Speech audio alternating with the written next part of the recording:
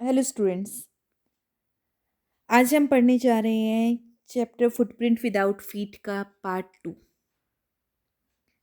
Part 1 में हमने पढ़ा था that this chapter has been taken from the novel the invisible man. और ये नॉवेल जो है it is the story of a scientist Griffin. Griffin जो है एक ऐसा फॉर्मूला इजाद करता है जिसकी हेल्प से वो अपने आप को इनविजिबल बना सकता है, और ऐसा उसने किया भी। But now he is not able to make himself visible once again, यानी कि वो इस फॉर्मूला को रिवर्स नहीं कर पा रहा है, अपने आप को फिर से विजिबल नहीं कर पा रहा है। पार्ट 1 की स्टोरी के अकॉर्डिंग उसने अपना जो लैंडलॉर्ड का घर था लंदन में उसको जलाया और वो लंदन की सड़कों पर इनविजिबल होकर निकल गया। बट ये टाइम लंदन की सड़कों पर इनविजिबल एडवेंचर करने के लिए नहीं था, क्योंकि जनवरी का टाइम था और बहुत ज़्यादा ठंड थी। इस वजह से वो एक स्टोर में एंटर करता है, वहाँ शेल्टर लेता है, रात को वहीं रुकता है, खाना खाता है, वहाँ से कपड़े भी पहनता है। बट सुबह अर्ली मॉर्निंग उसके निकलने से पहले स्टोर के लोग आ जाते हैं और उसे वो स्टोर छोड़कर भागना पड़ता है। अगेन नेक्स्ट डे क्या जो है, अब वो थिएटर में एंटर करता है, एक थिएट्रिकल शॉप में, वहाँ से सामान वगैरह लेता है, अपनी अपीयरेंस को ठीक करता है, और फिर उस अपीयरेंस को ठीक करने के बाद उस शॉपकीपर को लूट कर भागता है। इससे पहले हमने देखा था कि वो जब नेकेड होकर, नंगा होकर, बिना पैरों बिना शूज़ के, बिना कपड़ों के जब लंदन की सड़कों पर चल रहा था, तो उसके पैरों के कुछ निशान बनते हैं जिसकी वजह से ये लगता है कि मानो कोई चल रहा है, लेकिन किसके पैर है ये इस वजह से नहीं दिखाई देते क्योंकि वो इनविजिबल था। और जो दो बॉयज़ होते हैं वो बड़े शॉक्ड होते हैं। तो स्टोरी में अब हम आगे पढ़ेंगे कि जब उसने अपने आप को थिएटर की शॉप में अपने आप को फुली ड्रेस्ड कर लिया, एक ओवरकोट पहन लिया, एक बड़ा सा चश्मा लगा लिया, अपने फेस पर बैंडेजेस बांध ली, उसके बाद क्या होता है। तो इस स्टोरी के नेक्स्ट पार्ट को जानने के लिए हम जो है वो पढ़ते हैं। Eager to get away from crowded London, he took a train to the village of Epping, where he booked 2 rooms at a local inn. अब इतना सब कुछ करने के बाद वो बहुत ज़्यादा ईगर था, बहुत ज़्यादा उत्सुक था कि वो क्राउडेड लंदन या भीड़ भाड़ वाली लंदन से दूर चला जाए। इसलिए उसने एक ट्रेन ली और वो एक विलेज, एक गांव पहुंच गया, Iping, where he booked 2 rooms at a local inn. वहाँ उसने जाकर एक लोकल इन क्या होती है, एक धर्मशाला जो होती है, छोटा होटल जो लॉजिंग होती है, वहाँ जाकर उसने 2 रूम्स बुक कर लिए। The arrival of a stranger eight N in winter was in any case N unusual event. किसी स्ट्रेंजर का एक इन पर आना, इन यानी किसी होटल में आना विंटर के टाइम में, वो किसी भी तरह से एक अनयूजुअल इवेंट था। इसका मतलब क्या है कि जनरली ठंड के टाइम में टूरिस्ट उस गांव में नहीं जाते थे। पहली बार ऐसे लग रहा था कि इतनी सर्दी में कोई बाहर से आया है। A stranger of such uncommon appearance set all tongues wagging. और एक स्ट्रेंजर आया, एक अजनबी आया, और उसकी भी अपीयरेंस, उसका बाहरी रूप इतना अनकॉमन था, मतलब उसका पूरे फेस पर बैंडेजेस बंधे हुए थे। तो जितने भी टंग्स थे, यानी जितनी भी जीभ थी, वो वेगिंग करने लगी, मूव करने लगी। टंग्स के वेगिंग करने का मतलब क्या होता है, लोगों ने तरह तरह की बातें बनाना शुरू कर दिया। और अभी क्या हुआ, मिसेज हॉल जो थी वो लैंडलेडी थी, घर की मालकिन थी, इनकी मालकिन थी, द लैंडलॉर्ड्स वाइफ, जो उस मालिक की पत्नी थी। Made every effort to be friendly, उसने बहुत कोशिश की कि वो उस पर्सन के साथ, उस स्ट्रेंजर के साथ, यानी जो ग्रिफिन वहाँ गया था उसके साथ फ्रेंडली रहे, अच्छे से बिहेव करे, क्योंकि वो लेडी बातों को जानना चाहती थी। But Griffin had no desire to talk, लेकिन ग्रिफिन की कोई इच्छा नहीं थी कि वो उससे बात करे। एंड टोल्ड हर, ग्रिफिन ने उसे साफ साफ बता दिया, my reason for coming to Iping is a desire for solitude, कि इस इपिंग गांव में आने के पीछे मेरा जो रीजन है वो है डिजायर, एक इच्छा। किस चीज़ की इच्छा? कि मैं सॉलिट्यूड चाहता हूँ, अकेलापन चाहता हूँ, एकांत चाहता हूँ। I do not wish to be disturbed in my work. I do not wish, मैं नहीं चाहता कि मुझे कोई मेरे काम में डिस्टर्ब करे। बिसाइड्स, और इसके अलावा, बिसाइड्स मतलब इसके अलावा, an accident has affected my face. उसने उसे साफ साफ बता दिया कि आप मेरे चेहरे के बारे में इतना मत सोचो कि इस पर बैंडेजेस क्यों बंधी हुई है, क्योंकि एक एक्सीडेंट से मेरा चेहरा बहुत ज़्यादा अफेक्टेड हुआ है, बहुत ज़्यादा असर पड़ा, उस वजह से बैंडेजेस बंधी है। Satisfied that her guest was an eccentric scientist, and in view of the fact that he had paid her in advance, Mrs. Hall was prepared to excuse his strange habits and irritable temper. अब Mrs hall जो थी, जो मालकिन तो जो थी वो satisfied थी, संतुष्ट थी that her guest was an eccentric scientist, कि उसका जो एक गेस्ट है, जो मेहमान आया है वहाँ, वो एक एक्सेंट्रिक, एक्सेंट्रिक का मतलब होता है सन की, वो एक सन की साइंटिस्ट है, वैज्ञानिक है, क्योंकि उसने उसे बताया था कि मैं एक साइंटिस्ट हूँ, मैं डिस्कवरी कर रहा हूँ। And in view of the fact, और इस फैक्ट को देखते हुए, इस बात को देखते हुए that he had paid her in advance, उसने सारी पेमेंट जो रहने की थी वो एडवांस में कर दी थी। और इसलिए क्या हुआ, Mrs Hall was prepared to excuse his strange habits and irritable temper. Mrs Hall पूरी तरह से प्रिपेयर्ड थी, तैयार थी कि उसकी जितनी भी स्ट्रेंज हैबिट्स है, अजीबोगरीब जो आदतें हैं, और इरिटेबल, चिढ़ने लायक जो टेम्पर है, गुस्सा है, वो हर टाइम चिढ़ा रहता था, मिसिज हॉल उसको भी एक्सक्यूज़ करने के लिए, माफ़ करने के लिए तैयार थी। और क्यों? क्योंकि एक तो वो साइंटिस्ट था और दूसरा वो पेमेंट कर रहा था। But the stolen money did not last long, लेकिन ग्रिफिन जो भी पैसे चुरा कर लाया था वो ज़्यादा लंबे टाइम तक नहीं चले। And presently Griffin had to admit, और प्रेजेंटली मतलब उसके बाद अब ग्रिफिन को, एट प्रेजेंट ग्रिफिन को एडमिट करना पड़ा, एडमिट करने का मतलब स्वीकार करना पड़ा, that he had no more ready cash, कि अब उसके पास और ज़्यादा कैश नहीं है। ही प्रिटेंडेड हाउएवर, हालांकि उसने प्रिटेंड किया, दिखावा किया, क्या प्रिटेंड किया, that he was expecting a cheque to arrive at any moment, कि उसका कोई चेक आने वाला है, चेक आने का मतलब उसकी कोई पेमेंट आने वाली है, किसी भी टाइम आ सकती है। यानी शुरू शुरू में तो उसने पेमेंट कर दी एडवांस में, बाद में जब उसके पैसे खत्म हो गए तो उसने कह दिया कि अभी मेरे पास पैसे नहीं है, मेरी कोई पेमेंट आने वाली है, तो बाद का किराया मैं बाद में दे दूंगा। Shortly afterwards a curious episode occurred, और इस बात के शॉर्टली आफ्टरवर्ड्स यानी बहुत ही कम टाइम बाद क्या हुआ, एक बहुत ही क्यूरियस, बहुत ही स्ट्रेंज एपिसोड, बहुत स्ट्रेंज घटना हुई। अकर होना, घटित होना।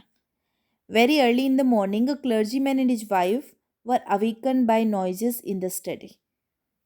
क्या हुआ कि एक क्लर्जीमैन, क्लर्जीमैन होता है एक पादरी, चर्च का जो पूजा करने वाला होता है वो, और उसकी वाइफ, एक दिन क्या हुआ अपने घर में, very early in the morning, सुबह सुबह अवेकन, जागे, किस चीज़ से जागे, उनकी स्टडी में। स्टडी का मतलब क्या होता है, स्टडी रूम, जहाँ बैठ के पढ़ाई की जाती है, हम सिर्फ उसे स्टडी कहते हैं, स्टडी रूम नहीं कहेंगे। तो उसमें कुछ अजीबोगरीब आवाज़ें आ रही थी अपने घर में उन्हें, और इस वजह से वो जाग गए। क्रीपिंग डाउन स्टेयर्स, अब वो धीरे धीरे क्रीप करते हुए, मानो रेंगते हुए से नीचे आए, बहुत ही चुपचाप नीचे आए। They heard the chink of money being taken from the clergyman's desk, अब उन्हें लगा कि चिंक, चिंक मतलब खनखनाहट, उन्हें पैसों की सुनी, मानो क्लर्जीमैन की, उस प्रीस्ट की, उस पादरी की डेस्क में से कोई पैसे निकाल रहा हो, पैसों की खनखनाहट उन्हें सुनी। उन्हें लगा घर में कोई चोर घुसा है, विदाउट मेकिंग एनी नॉइज, और इसलिए क्या हुआ, बिना कोई शोर किए। And with a poker, poker क्या होता है, एक बड़ा सा नाइफ, एक नाइफ हाथ में लेकर, एक चाकू हाथ में लेकर, graced firmly in his hand, जो ग्रेस्प किया हुआ था, उसने पकड़ा हुआ था, उस पादरी ने अपने हाथों में बहुत ही फर्मली, बहुत ही मजबूती से। The clergyman flung open the door, उस पादरी ने जोर से दरवाज़ा खोला, फ्लिंग कर देना, उछल के दरवाज़ा खोलना, उसे लगा शायद कोई चोर है जो पैसे ले रहा है, तो उन्होंने जोर से दरवाज़ा खोला, और उनके हाथ में एक चाकू भी था। सरेंडर, और दरवाज़ा खोलते ही उन्होंने क्या कहा, सरेंडर, जो कोई भी हो अपने आप को सरेंडर कर दो, अपने आप को हमारे हवाले कर दो। Then to his amazement he realise that the room appear to be empty, और अब उसके लिए अमेजमेंट की क्या बात हुई, आश्चर्य की क्या बात हुई, कि रूम तो खाली पड़ा था। He and his wife looked under the desk, उसने यानी उस पादरी ने और उसकी वाइफ ने डेस्क के नीचे भी देखा, and behind the curtains, curtains के पीछे, पर्दों के पीछे भी देखा, and even up the chimney, even जो घर में चिमनी होती है उसके अंदर भी देख लिया कि कहीं वो वहाँ तो नहीं छिप गया। There wasn't sign of anybody, किसी का नामो निशान नहीं था कि वहाँ कौन है। Yet the desk had been open, लेकिन उनकी डेस्क तो खोली गई थी, डेस्क ओपन की गई थी। And the house keeping money was missing, और उनकी जो हाउस कीपिंग मनी थी, हाउस कीपिंग मनी का मतलब घर का खर्च चलाने के लिए जो पैसे उस डेस्क में रखे हुए थे वो वहाँ नहीं थे। यानी चोरी तो हुई थी, कोई था भी वहाँ, लेकिन कौन था वो किसी को नहीं दिखा। Extra ordinary affair, extra ordinary मतलब असाधारण अफेयर हुआ है, असाधारण बात हुई है। The clergyman kept saying for the rest of the day, वो क्लर्जीमैन, वो प्रीस्ट, वो पादरी पूरा दिन यही बात कहता रहा कि बहुत कुछ असाधारण हुआ है। But it was not as extraordinary as the behaviour of Mrs Hall's furniture a little later that morning, लेकिन ये इतना एक्स्ट्रा ऑर्डिनरी नहीं था, इतना असाधारण नहीं था, जितना उस दिन थोड़ी देर के बाद, यानी इस घटना के थोड़ी देर बाद क्या हुआ, मिसिज हॉल जो उस होटल की मालकिन थी, उनके घर का फर्नीचर अजीब सा बिहेव करने लगा। अब फर्नीचर कैसे अजीब बिहेव करने लगेगा? फर्नीचर तो निर्जीव होता है। तो क्या हुआ उस दिन? सुबह तो ये चोरी हुई, उसके थोड़ी देर बाद क्या हुआ, the landlord and his wife were up very early. ये लैंडलॉर्ड जो था यानी मिस्टर हॉल, और उसकी वाइफ जो मिसेज हॉल थी, वो जाग गई बहुत जल्दी, and was surprise to see the scientist's door wide open. और वो बड़े सरप्राइज हुए कि वो जो साइंटिस्ट था यानी ग्रिफिन था, उसके रूम का दरवाज़ा खुला था। जनरली वो अपने दरवाजे को बंद रखता था। Usually it was shut and locked.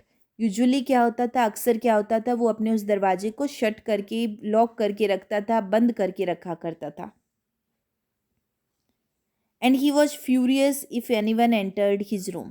और वो बहुत फ्यूरियस हो जाता था, उसे बहुत गुस्सा आता था अगर कोई उसके रूम में एंटर करता था तो। The opportunity seemed too good to be missed. आज जब ये दरवाज़ा खुला था तो उन दोनों को लगा ये अपॉर्चुनिटी, ये जो मौका है इतना अच्छा है कि वो उसे मिस नहीं कर सकते। जब दरवाज़ा खुला है तो वो अंदर जाकर देखना चाहते थे। दे पीप्ड राउंड द डोर। अब उन्होंने दरवाजे से झांका। पीप करना मतलब झांकना। सो नबडी। उन्होंने देखा कि वहाँ कोई नहीं था उस रूम के अंदर, एंड डिसाइडेड टू इन्वेस्टिगेट। तो उन्होंने डिसाइड किया कि आज इस रूम को इन्वेस्टिगेट कर ही लेते हैं, इसी की जांच पड़ताल कर लेते हैं। हुआ क्या, the bed clothes were cold. Bed clothes मतलब चादरें जो थी, और जो रजाई या फिर कंबल जो होता है, ब्लैंकेट जो था, वो एकदम ठंडा था। ठंडा होने का मतलब क्या, वहाँ जो सोया हुआ था वो काफ़ी टाइम पहले उठ गया हो। Showing that the scientist must have been up for some time. और इसका मतलब ये साफ साफ था कि वो जो साइंटिस्ट है उसे उठा हुआ थोड़े टाइम हो गया है। इसका मतलब कि काफ़ी देर से वो उठ के चुका है। And stranger still. और स्ट्रेंजर स्टिल मतलब इससे भी ज़्यादा अजीब बात क्या थी, the clothes and bandages that he always वोर। जो क्लोथ्स थे, जो कपड़े थे, और जो बैंडेजेस थी, वही कपड़े वही बैंडेजेस जो वो साइंटिस्ट हमेशा पहन कर रखता था, were lying about the room. वो रूम में लाइंग पड़े थे, यानी वहीं पड़े थे।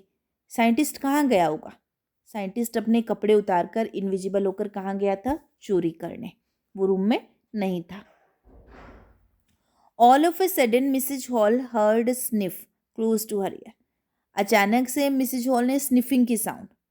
स्निफिंग क्या होता है? सूंघने की जो अजीब सी आवाज़ें होती है, इस तरह की, वो अपने कान के पास सुनी। A moment later the head on the bedpost leaped up and dashed itself into her face. और एक ही मोमेंट बाद क्या हुआ, बेड पोस्ट पर, बेड की साइड में जो हेड पड़ी थी, वो लीप अप हुई यानी उछली, and dashed her itself into her face. और जाकर टकराई। कहाँ से? कहाँ टकराई? मिसिज हॉल के चेहरे पर। Then the bedroom chair became alive. अब क्या हुआ, मानो बेडरूम की चेयर जो थी वो अलाइव हो गई हो, जीवित हो उठी हो, जान आ गई हो उसमें, स्प्रिंगिंग इनटू द एयर। वो चेयर हवा में स्प्रिंग हुई, हवा में उछली। It charge straight at her, legs foremost. और वो एकदम से उसने चार्ज किया, अटैक किया मिसिज हॉल पर। और उसकी लेग्स जो थी, किसकी? चेयर की, वो आगे थी, यानी टांगों के बल उसने मिसिज हॉल पर अटैक कर दिया हो। ऐसे जैसे कि किसी ने उठाकर मारी हो, लेकिन कोई नज़र नहीं आ रहा था। As she and her husband turned away in terror. वो और उसके हस्बैंड टेरर यानी डर में पलट के बाहर गए, दौड़ते हुए बाहर गए, डर गए थे वो लोग। The extra ordinary chair pushed them both out of the room. तो उस एक्स्ट्रा ऑर्डिनरी चेयर ने क्या किया, असाधारण चेयर ने क्या किया, उन दोनों को रूम के बाहर धकेल दिया। And then appear to slam and lock the door after them. और ऐसे लगा कि अब इस चेयर ने जोर से दरवाज़ा पटका, उन लोगों को बाहर निकाल कर, स्लैम करना मतलब धड़ाम से दरवाज़ा बंद किया, एंड लॉक कर दिया, अंदर से दरवाज़ा लॉक हो गया। यानी कि अंदर जो कोई नहीं दिख रहा था, सिर्फ फर्नीचर था जो टकरा रहा था, उन पर उछल रहा था, और फिर उस फर्नीचर ने दरवाज़ा लॉक कर दिया, मानो फर्नीचर पागल हो गया। Mrs hall almost fell down the stairs in hysterics. Hysterics मतलब डर, मानो डर डर कर मिसिज हॉल स्टेयर्स से नीचे गिर गई हो। लगभग गिर ही चुकी थी। She was convinced. और उन्हें पूरा कॉन्विंस था, पूरा भरोसा हो गया था, that the room was haunted by spirits, कि उस रूम में स्पिरिट्स यानी आत्माएं घुस गई या हॉन्ट कर रही है, आत्माएं मंडरा रही है। And that the stranger had somehow caused these two enter into her furniture. और ये आत्माएं कहाँ से आई है? मिसेज हॉल को लग गया कि ये स्ट्रेंजर जो है उसने उसके फर्नीचर में आत्माएं डाल दी है। My poor mother use to sit in that chair. उसने कहा मेरी माँ बैठा करती थी उस चेयर पर। शी मोन्ड, वो मोर्निंग कर रही है, करा रही है। To think it should rise up against me now, कि सोच कर भी अजीब लग रहा है कि आज वो चेयर मुझ पे अटैक कर रही है। कौन सी चेयर? जिस पर मेरी माँ बैठती थी। लेकिन एक्चुअली क्या था? स्ट्रेंजर उस रूम में आ चुका था, और क्योंकि वो बिना कपड़ों के था इस वजह से वो किसी को दिख नहीं रहा था, और चेयर खुद नहीं उछल रही थी बल्कि उसे स्ट्रेंजर उठा रहा था। बट मिसिज हॉल को क्या लगा कि मानो उस फर्नीचर के अंदर कुछ आत्माएं घुस गई है। The feeling among the neighbours was that the trouble was caused by witchcraft. पूरे पड़ोसियों के बीच में क्या फीलिंग्स थी, क्या बात चल रही थी कि ये सारा चीज़ें जो हो रही है ये सब किस वजह से हो रही है? विचक्राफ्ट। विचक्राफ्ट मतलब जादू टोने की वजह से। बट विचक्राफ्ट नोट, अभी जादू टोना था या नहीं था? When news of the burglary at the clergyman's home became known. लेकिन जैसे ही सबको पता चला, नोन हुई, परिचित हुई, सबने जाना किसके बारे में? कि उस क्लर्जीमैन के घर में बर्गलरी यानी चोरी हो गई है। The strange scientist was strongly suspected of having had a hand in it. तो सबसे पहले सस्पेक्ट किसको किया गया? डाउट किस पर गया? संदेह किस पर हुआ? उस स्ट्रेंज साइंटिस्ट पर। उस अजीब से साइंटिस्ट यानी ग्रिफिन पर डाउट गया कि having had a hand in it, कि उसका कोई ना कोई हाथ तो है इस सब में। Suspicion grew even stronger. Suspicion यानी डाउट और ज़्यादा स्ट्रोंग हो गया। कब हो गया? When he suddenly produced some ready cash. जब उसने रेडी कैश दिया, मतलब अब तक उसके पास पैसे नहीं थे लेकिन आज उसने पैसे दिए। दो he had admitted note long before, यानी लंबा टाइम नहीं हुआ, थोड़े ही टाइम पहले उसने क्या कहा था? एडमिट किया था, स्वीकार की थी बात, that he had no money, कि मेरे पास पैसे नहीं है। और आज आकर उसने किराए के पैसे दे दिए। तो लोगों को और ज़्यादा डाउट हो गया कि अब तक इसके पास पैसे नहीं थे, अब अचानक से पैसे कहाँ से आ गए? शायद उस चोरी में इसका हाथ है। The village constable was secretly sent for. Sent for का मतलब कॉल करना, बुलाया जाना। गांव के कांस्टेबल को चुपचाप बुलाया गया। Instead of waiting for the constable, लेकिन क्या हुआ? कांस्टेबल का इंतजार करने की बजाय Mrs Hall went to the scientist. Mrs Hall scientist के पास खुद चली गई। Who had somehow mysteriously appeared from his empty bedroom. क्योंकि बेडरूम तो पहले खाली था लेकिन अब अचानक से साइंटिस्ट वहाँ से निकला। तो कैसे निकला वो? मिस्टीरियसली यानी बहुत ही रहस्यमयी तरीके से साइंटिस्ट बाहर निकला। पहले जब वो दरवाज़ा बंद हुआ था उस टाइम साइंटिस्ट वहाँ नहीं था।